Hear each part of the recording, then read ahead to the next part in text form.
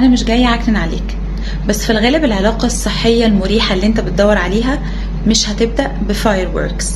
مش شرط ابدا انك تحب من اول يوم وتحس ان قلبك هينفجر من كتر الحب.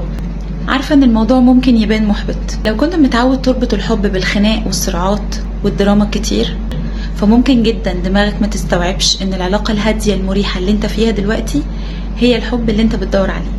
ممكن ما تحسش من اول مرة باندفاع الادرينالين واحساس الحب اللي مش بينيمك بالليل. ممكن كمان ما تلاقيش الالعاب النفسية المرهقة اللي بتحسسك ان العلاقة عاملة زي الرولر كوستر اللي بتخليك تحس شوية انك اسعد واحد في الدنيا وشوية بتحس ان جواك حزن انت مش قادر تتحمله.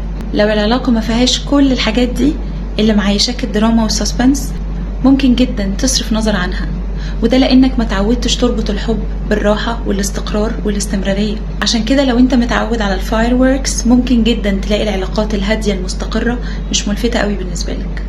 فلو انت ما تعرفش عن الحب غير ان كله خناق وتوتر وتعب نفسي وفوضى، فحب اقولك ان العلاقة الهادية المستقرة هي الحب اللي انت بتدور عليه.